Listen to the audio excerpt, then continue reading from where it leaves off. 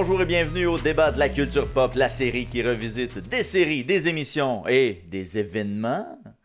Et on en parle avec des panélistes cette semaine parce que cette semaine, on a eu l'occasion de voir le spectacle de Notre-Dame de Paris. On a été chanceux. Salut Will. Est-ce qu'on a été chanceux cette semaine ou pas? Écoute, l'histoire va le dire au courant de l'histoire du podcast, mais soyons clairs, là, on est tous surpris. Je pense qu'on a été surpris, puis très honnêtement, quand on fait toujours une liste de sujets qu'on a pour une saison. Je veux dire, on se prépare un peu. Et quand on l'avait écrit celui-là, on s'était dit, moi et Will, celle-là, là, je pense qu'on va le démolir, honnêtement. Parce que premièrement, on l'écoutait sur une vidéo YouTube qui montre l'intégrale du show de 98.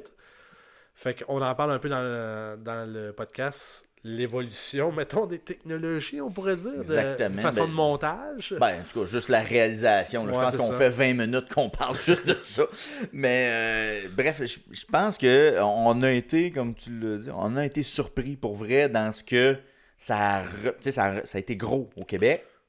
Ça a été gros en France. Ça l'est encore. Ça l'est encore. Et puis je pense qu'on a vraiment sorti de nos bottines avec ce que ça a l'air, ce spectacle-là. Pour vrai, là, moi, je m'attendais pas à ça. Pour moi vrai. non plus. Puis j'ai fait des petites recherches au cours pour l'émission. Et puis j'ai cherché, est-ce que les CD se vendent encore? OK, la bande, la bande originale, la bande sonore. Là. Écoute, version usagée, 43$. Pardon? 2 CD. 2 CD. Puis ça se trouve être comme toutes les chansons du spectacle, mettons. C'est parce ça, que il y a 50 de chansons. C'est ça, parce qu'il y en a plusieurs. Ça, c'est une chose qu'on a découverte. Parce que le CD original de 98, il y a peut-être une quinzaine de chansons là-dessus, à peu près. On en parle dans le podcast, mais de mémoire, il me semble qu'il y a à peu près ça. Mais c'est peut-être lui de bord qui est 43$, parce que la version intégrale 9, 117$. Mon doux Seigneur. OK. Quand même. C'est quand même il y a encore une demande, faut croire, pour avoir ces prix-là, je présume. Parce que c'est quand même un foutu CD. Là. C'est une affaire que plusieurs personnes n'ont plus pour écouter. Alors, à part avoir la collection pour dire j'ai la collection. L'item entre les mains, il n'y a pas vraiment autre chose à cette heure. Non, c'est ça. Fait que j'étais quand même assez surpris, mais regarde. Quand même. Il doit y avoir de la demande, je présume. Il y a une demande. Il y a encore une popularité parce que le spectacle a revu le jour assez récemment. Oui, avec une nouvelle monture. Avec exactement des nouveaux acteurs, des nouveaux interprètes. Donc ça aussi, on en parle dans le podcast. C'est intéressant parce que sur le panel, j'en ai pas parlé. Mais c'est Marc Fournier, qui est mon père, qui a accepté de revoir le spectacle pour une millième fois, là, parce qu'il l'a vu vraiment souvent.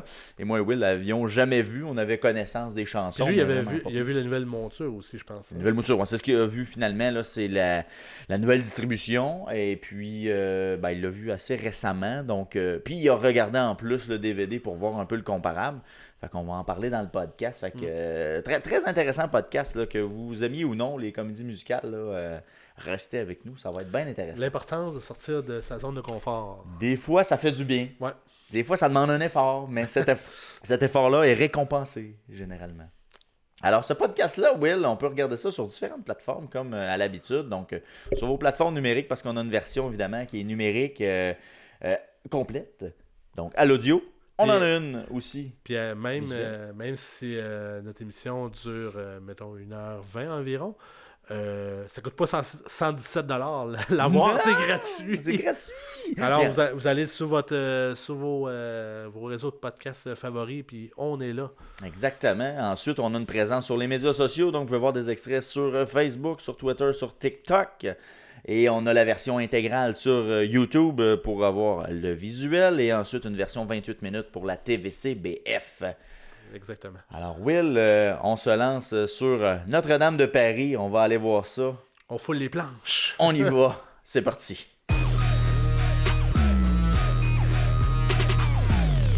Simplement dire Notre-Dame de Paris et vous entendez déjà. Il est venu le temps des quatre... non. Je vais laisser ça à Bruno Pelletier. Bruno Pelletier avec les cheveux longs, Garou dans son prime et Daniel Lavoie. On l'aime bien, Daniel Lavoie. Basé sur le livre de Victor Hugo, on vit une épique histoire d'amour entre Quasimodo, le bossu sonneur des cloches de Notre-Dame, et Esmeralda, une danseuse bohémienne voulant s'installer à Paris. La comédie musicale de Luc Plamondon, qui a vu le jour en 1998 et qui a été traduite dans différentes langues, a attiré pas moins de 8 millions de spectateurs depuis sa création.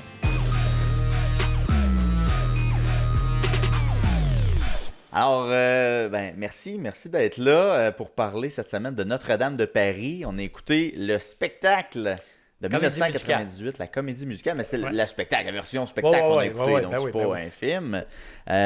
Basé sur le livre de Victor Hugo, puis là, j'aimerais savoir d'où vous connaissez Notre-Dame de Paris en partant. Est-ce que c'est plus le livre ou ça a été plus la comédie musicale? Ben moi, honnêtement, c'est un peu Geneviève qui m'a introduit là-dedans avec sa nage synchronisée. Qui est Geneviève? Geneviève, ta sœur! Oui, Geneviève, ta sœur! Geneviève, ma fille! Ouais, c'est ça. Elle faisait de la nage synchronisée, puis elle a commencé à faire ses routines là-dessus, puis je trouvais que la musique était bonne. Tout ça, je me suis mis à embarquer là-dedans. C'est très familial, mais pourquoi qu'elle avait choisi ça à l'époque? Qu'est-ce qui l'avait attiré là-dedans? C'était-tu un hasard complet? Un hasard complet. Ça devait être à la mode à l'époque, je présume. C'était dans les années où on en faisait. C'est ça, c'est des fin 90, fait que c'était en 1998 la pièce originale. Pas originale, mais le spectacle a sorti spectacle original en 1998. 1998. Fait que c'était pas mal des années que Geneviève faisait beaucoup de nage, fait que c'était son musical pour ses compétitions. Est-ce que tu te souviens-tu c'était quoi la chanson? Ah, elle a fait ça sur Belle. Il y avait Belle, puis le temps des cathédrales. Des étrangers, le temps des cathédrales. Il y avait comme trois. Un mix que tu avais fait, me semble, en plus. C'est ça, les trois. Ok, c'est pour ça que tu as été. Pour ça que tu l'as aimé, parce que tu as fait le mix. Il a mixé. À force de faire le mix, je me suis mis, bon, là, puis après ça, je suis allé découvrir d'autres chansons, puis après ça, je dis, il y a une histoire là-dedans, puis là, je suis allé voir, là, j'ai regardé la comédie. En fait, dans. On pouvait voir, on avait la comédie musicale qui est sortie en vidéo un peu plus tard. Je me suis mis à écouter ça. Puis, de fil en aiguille, j'ai toujours resté accroché sur Notre-Dame de Paris. Cet univers-là. Oui, sur cet univers-là. Entre autres, il y en a d'autres univers, mais celle-là, oui. Ouais, non, il y a d'autres univers. Toi, Will, d'où c'est que tu connais ça ou pas? Moi, je connais la cathédrale. C'était. T'as vu la cathédrale avant de voir le spectacle? Parce que mon souvenir, t'es allé en France il y a quelques années avant ça. C'est pas mal des années-là parce que je me souviens que, fait intéressant, je revenais de France, puis dans l'avion, avec nous, il y avait Luc Merville.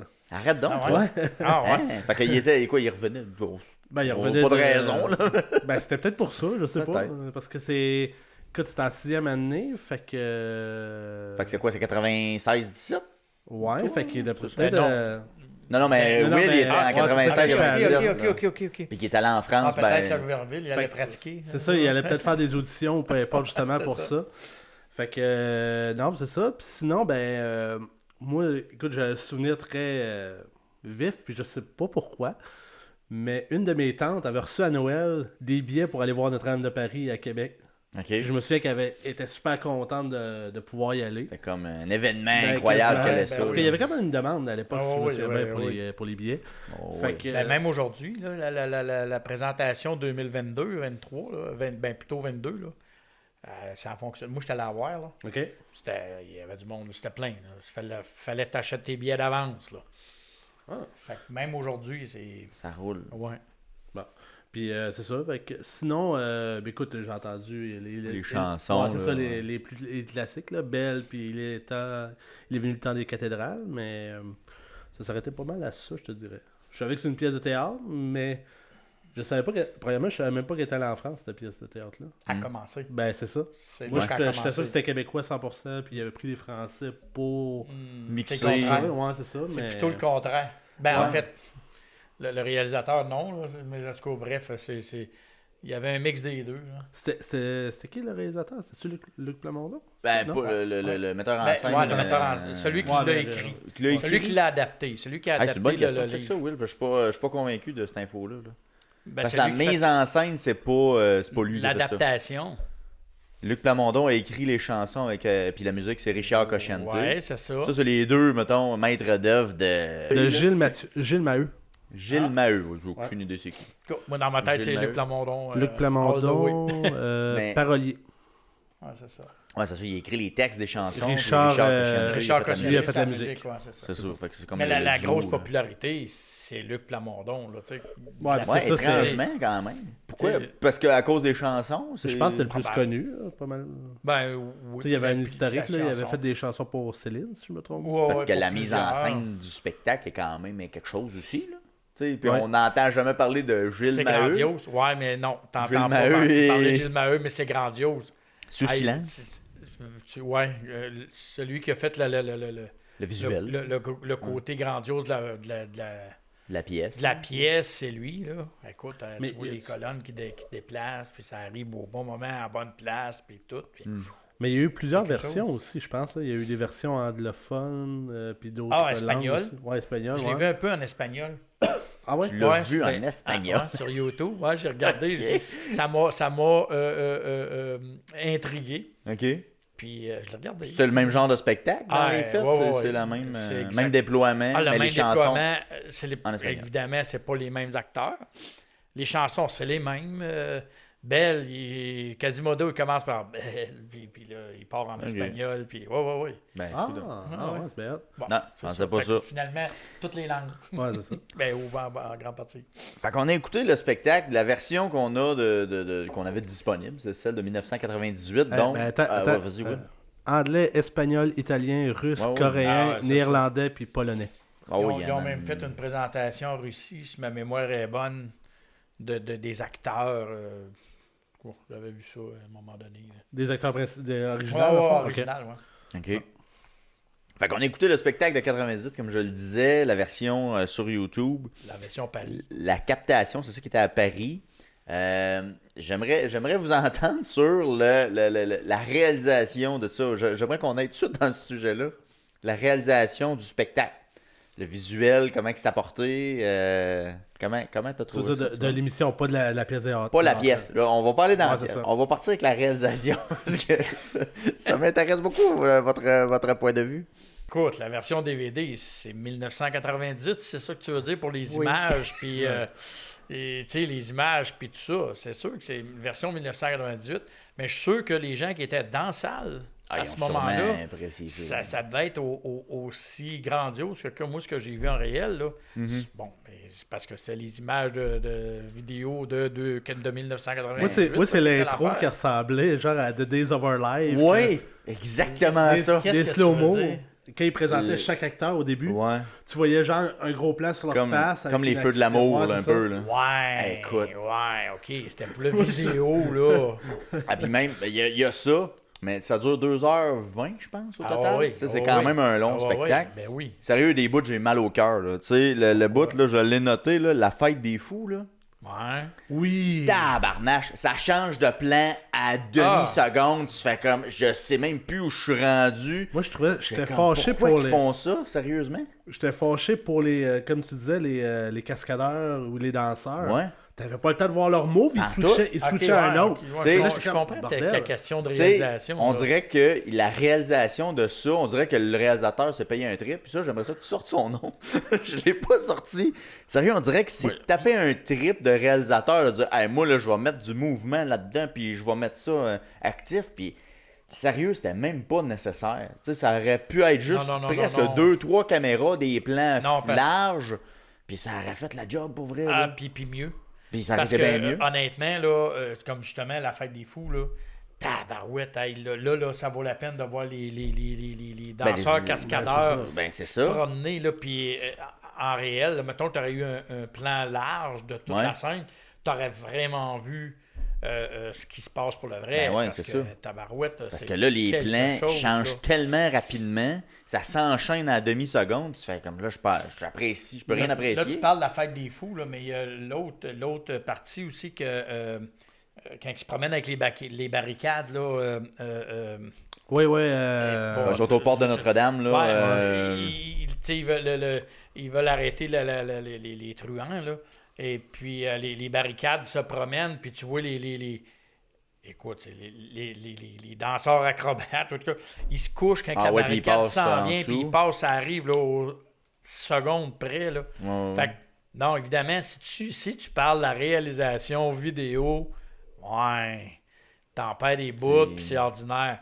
Parce que en réalité, quand tu le vois pour le vrai, il y a des préparations qui se passent à un moment donné que tu te rends pas compte. Puis wow, ils sont rendus là, tu sais, c'est... Ben, tu sais, même dans les transitions de scène, à un moment donné, je trouvais qu'ils coupaient un peu rapidement aussi. Tu sais, on dirait qu'ils passaient trop vite à comme la prochaine scène ou la prochaine pause de musique, plutôt que de les laisser vivre le moment, là, tu sais. Mais j'ai une question pour toi, vu que tu as vu le show live. Moi, je trouvais que des fois, justement, tu disais, genre, ça switchait assez rapidement d'un à l'autre. Est-ce que tu as senti en regardant la vidéo qu'ils ont fait des coupures? Oui. Ouais, ok. Il manque des bouts, Oui, mettons? ben, OK. Le temps de se préparer. Puis des fois, c'est pas des coupures énormes, là, tu sais, des fois, c'est juste, tu sais, quand les deux couples, ils sont, ben, moi, je l'ai vu en vrai, là, mais à un moment donné, t'as Phébus puis Fleur de Lys sur un bar, puis t'as Esmeralda puis Clopin, là, Luc Merville, sur l'autre bar, puis lui, il chante que, bon, elle était jeune, puis elle a été mise en garde avec lui, tout ça, puis quand sa mère est morte. Mais de l'autre côté, là, en préparation, c'est deux côtés de la scène, là. Ça, tu vois pas ça, là, sur vidéo, là. OK. Puis là, eux autres, en préparation, là, ils sont comme... Ils s'approchent, mettons. Ils s'approchent, sur sont la comme scène. en amour qu'un... Ok. C'est Ok, ça. ouais. Puis avec la main dans la main, puis là, ils s'en viennent, s'assisent sur le Sur le bord de la scène. des palettes, ou non, c'est des palettes. OK. Et puis, ils s'assisent là, puis quand eux autres ont fini, il y a une transition musicale qui se fait, là, tu le Pour vois aller à même l'autre pas scène, switcher, dans le fond. tandis que c'est une vidéo, tu coupes, ça coupe, Ouais. ça va à l'autre, tu sais, c'est comme... Tu sais, il y a comme des bouts, justement, j'avais l'impression de manquer des choses. Comme spectateur, là, j'avais ce feeling-là comme spectateur vidéo, là, pas dans la salle. Là. Ce que tu manques beaucoup sur le vidéo, c'est les transitions. Ouais, c'est ça. Mais ça qui c'est manque. ça qui manque, parce que là, ils mettaient des freezes puis des ralentis. Des ralentis que, en plus, genre, ils ok, ralentissaient, ouais, c'est- puis ils faisaient pas finir le ralenti. Il n'y avait pas un Non. fondu, ça coupait, puis là, on Non. tombait à l'autre scène. Exactement. Il n'y avait pas comme un fondu. Comme si d'un coup de même, on passait à l'autre scène, alors que j'ai l'impression qu'il y a d'autres choses à vivre, tu sais, que... Alors, les transitions en perdait. réel, en réel, les transitions sont formidables. le réalisateur vidéo est Gilles Amado. On le connaît pas, là, mais... T'as-tu son IMDB pour qu'on regarde les autres affaires qu'il a faites? D'après moi, c'est un Français, je veux pas lancer de Probablement. rumeurs. Ben, c'était au Palais des Congrès de France Ouais. que Toi, ça a été capté. Oui, hein, où est-ce que c'est tu ça. l'as vu, toi? À Sherbrooke, À Sherbrooke, ok. ouais, au centre culturel. C'est énorme comme salle, là, puis C'est ça, parce que ça ça doit prend Ouais. un grand... Écoute, ça prend C'est une ça, ça grande prend une scène. grande salle, là. Ça comprends. prend une très grande scène de faire ça, là. Le décor, là, puis tout, là. Alors, allons-y dans ce fameux spectacle de Notre-Dame de C'est Paris. tout un spectacle. C'est ça, ça commence fort parce que la première tourne en partant, c'est le temps des cathédrales. Fait que Bruno moi, je trouve Pelletier. que la barre est placée là. Écoute, elle est au plafond Ouais. en partant Ouais. avec cette tourne-là. Moi, je pensais que c'était la tourne de fin. Je pensais pas que c'était la première tourne du Ben, spectacle. ils finissent le show avec ça. par Mais contre. ils la remettent, Ben- mais je pensais que c'était la tourne de conclusion que ça allait être celle-là, moi. Ben non, parce qu'ils te mettent la table. Il est venu le temps des cathédrales. Ouais.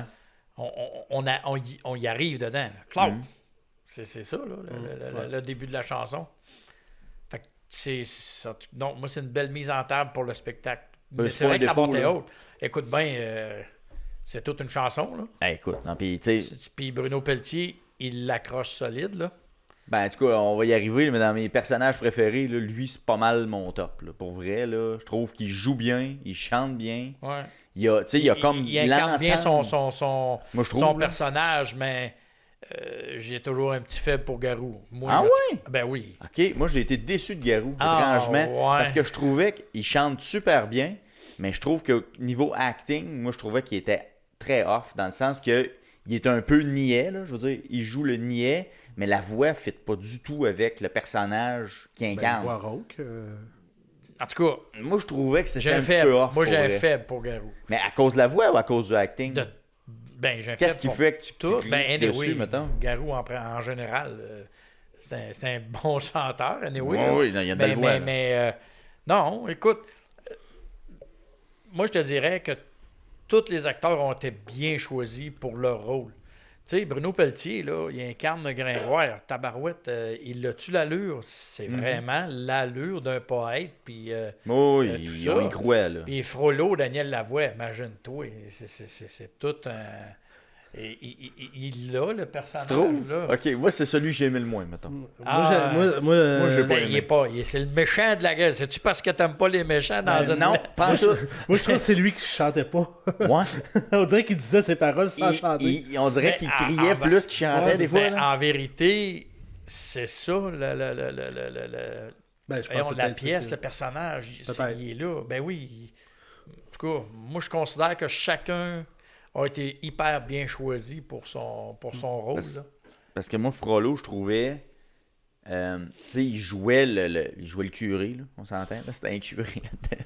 Okay. C'est un prêtre. Je ne sais pas exactement le titre d'archevêché qui peut être. Archevêché Elle ne sait pas trop, là. Mais je trouvais... Oui, il est méchant. C'est correct, c'est un méchant. J'accepte ça, un méchant. J'ai pas de trouble avec ça. J'ai pas de trouble avec ça, mais je trouvais qu'il... c'est lui, je trouvais, qui avait le moins bon acting de toute la gang, je trouvais. Ben, il y a eu beaucoup... Ben, lui, il y a beaucoup de... Tu sais, il y a des places où il n'y a pas le choix, il faut qu'il parle. Tu sais, il faut qu'il agisse comme quelqu'un ecclésiastique. Oui, un curé, quelqu'un qui est dans la prestance. Tu sais, puis à un moment donné, il l'accuse en prison, tout ça. Tu sais, il y a comme... Il y a plusieurs sortes... Comment je te dirais ça? Il y a plusieurs sortes d'actions qu'il faut qu'il fasse dans son acting, si tu veux. Et oui, il chante, tu sais, quand il fait belle, il chante, là. Oui, ça, c'est correct. Et qui donne l'ordre à Phébus, le chef le chef de la sécurité d'évacuer les truands, il parle plus que d'autres choses. Ben, c'est le seul à peu près personnage qui parle. Ben, c'est ça fait partie de ce qu'il faut qu'il fasse comme action. Mais je trouve que c'est mal acté, moi. Je trouve. J'ai l'impression que l'intention du personnage n'est pas claire. Moi, concernant l'acting, c'est que au début, je savais pas c'était quoi ça s'appelle-tu une comédie musicale? Ouais, c'est une comédie musicale. Dans ma tête, c'était comme un film. Donc, qu'il se passait une scène, puis après ça, il se mettait à chanter random. OK. Mais là, c'était pas ça. Là, c'était une chanson, une à la suite de l'autre. Ouais. Puis, au début, j'ai eu la première demi-heure, là, j'ai pas trouvé l'acting bien fort. C'était pas mal, on va chanter nos chansons. Puis là, après, quand justement Garou est arrivé, c'est là que j'ai fait OK, là, l'acting commence. OK. Parce que le gars, il est apparu de sa palette, là. Ouais. Palette. Ça, d'ailleurs, parenthèse, c'est assez audacieux, pareil, là. C'est dangereux. Ce bout-là, sérieusement. Ah ouais. Il est sur la palette, il est pas attaché, puis il se fait grinquer dans les airs avec. Locke Merville, quand il est sur le beam et tout. Puis là, il est attaché. Oui, mais il se tient après. Parce qu'à un moment donné, il se laisse tomber. Il court après le trou. En tout cas, bref, il y a des bouts de cascade là-dedans faites par des acteurs-chanteurs. C'est juste ça, je veux dire. Mais c'est ça, la première demi-heure, je trouvais que c'était juste, justement, il est temps venu, il est temps de cathédrale, puis tout. Je trouvais qu'il n'y avait pas d'acting, c'est juste on présente la scène et à partir de la 30e minute, là, j'ai senti que c'est devenu de l'acting. Plus tu vas l'écouter, moins tu vas le sentir. Plus tu vas sentir l'acting, moins tu vas sentir le coup. Parce que là, tu vas t'attendre à quelque chose. Là. Ouais, peut-être. Tu vas écouter le temps des cathédrales différemment. Puis, puis l'enchaînement, là, tu vas prendre plus connaissance des enchaînements. Puis c'est sûr que de le voir en vrai... C'est formidable, là, Gabin. Fait que, ben là, toi, j'ai quasiment envie de pas te poser la question parce que ça va être 12 sur 10, là. Mais ta note... 15 sur 10? 15 sur 10, toi, c'est comme... Moi, c'est l'incontournable. C'est complètement d'autre chose que d'autres choses que je regarde régulièrement, comme on parlait tantôt, mais c'est des must. Ouais. Mais mettons, là, le spectacle, tu as vu la version 2022, ils en font une en 2027. Tu retournerais-tu à voir? Oui. Tu vas retourner... Même là, au moment où je te parle, j'en ai même parlé encore d'y retourner. Oh, balai! Ne gâche pas tous tes cadeaux de Noël. Non! Mais mettons que ça repart, ben là, je sais pas qu'est-ce que la tournée a l'air présentement. Ben c'est ça. À ce moment-ci, c'est tellement vendu d'avance que, ouais, t'as raison, ça pourrait être en 2027 peut-être. Tu pourrais, ouais, c'est ça. Ouais. Mais tu vas garder un œil là-dessus pour éventuellement y retourner encore. Oui. Pour le voir live. Oui. Toi, Will, ta note sur ça? Ben, je voulais juste mettre un petit point avant. Ah ouais, vas-y. je trouvais fascinant la différence de maquillage entre les hommes et les femmes. Ah, ouais. Esmeralda a quasiment pas de maquillage. Puis les autres, Daniel Lavoie a des sourcils 3 pieds d'épais. Bruno Pelletier. Le nez de Bruno Pelletier pour que ça aille carré. Quasimodo, ben lui, c'est le plus beurré. Ça, c'est un peu normal, mais Ouais. là, j'étais comme, les gars, ils sont gâtés. C'est sûr, c'est plus long maquillage, finalement. Mais moi, je donnerais un 7.5. Pour vrai, j'ai quand même aimé mon expérience. Par contre, c'est sûr que, comme je disais tantôt, si j'ai à revoir, ça va être en live. Ouais. Mais si tu allais le voir en live, je te dirais ta note, elle va monter. Ben, possiblement. Ouais, garanti. Je te le dis, c'est officiel. Tu vas monter à pas loin de 10. Parce que j'ai pas j'ai juste à penser, justement, on disait aux danseurs, de voir leur prestation live. Ouais. Juste ça, c'est quelque chose. Puis t'ajoutes les chanteurs en avant en plus. Exact. L'enchaînement, la c'est vidéo possible. versus le live, l'enchaînement, tu ferais comme wow, là je comprends. Là, ok, regarde, là, ça vient de s'emboîter un dans l'autre. Toi, Vince? Ouais. Clairement. Moi aussi, j'étais au début, on était très sceptiques, hein, je dois dire, parce que moi puis Will, quand on a choisi ce sujet-là, on s'est dit automatiquement, c'est sûr qu'on va pas aimer ça. Parce qu'on n'aime pas les comédies musicales, on s'était dit ça, on n'avait pas expérimenté beaucoup. Là. Mais cette année, on s'est surpris. Puis on s'est surpris avec ces sujets-là, finalement, parce que quand on les a choisis, on fait comme, hey, ça là, on le met, mais hey, on va te démolir ça, on va haïr ça. Puis moi aussi, j'étais comme un genre de 7, mais ce qui fait baisser ma note, je pense, c'est vraiment la réalisation. Ouais. Je suis convaincu que c'est ça. Parce que c'est très mal réalisé, là. Pour vrai, c'est épouvantable, je trouve. Là. Je sais que Puis, au début, c'est ce que tu disais. Là, Puis je le pense Tu fortement maintiens encore parce que je trouve que ça enlève la qualité du spectacle. Où est-ce qu'on aurait pu apprécier justement les performances des athlètes qui sont là-dedans, là, puis qu'on a totalement éclipsé à cause d'un réalisateur qui a décidé de se payer un trip. Amado! Ce Gilles Amado! Fait que, ouais, là, je suis comme plus à 7, puis j'ai l'impression aussi, qu'en le voyant live, ma note montrait. Je pense que oui. Tu aurais une meilleure appréciation, j'en suis convaincu. Ouais, je pense que oui. Je pense que c'est pour ça que ça dure depuis si longtemps Puis aussi. c'est là. ça. Ouais. Puis j'ai l'impression, si c'était recapté, ce serait à l'avantage du spectacle, évidemment. Là. Ça viendrait contrecarrer le DVD. Tu sais, on s'entend, tu sais, avec Ça grosserait, je pense que ça amènerait tout peut-être une nouvelle génération qui pourrait s'intéresser. Oui. Ah ben merci. Mais plusieurs personnes ne savent pas qu'il y a une histoire à Notre-Dame de Paris. Je veux juste qu'il n'y a pas de... Il y a plusieurs personnes qui entendent ces chansons-là, radio, là, mais qui ne savent pas en tout qu'il y a une histoire. Que c'est relié à une comédie musicale. Que c'est relié à... Mais qu'il y a vraiment une histoire qui est racontée puis qui avance. Oui, effectivement. Merci beaucoup d'être venu et d'avoir écouté Notre-Dame. Merci.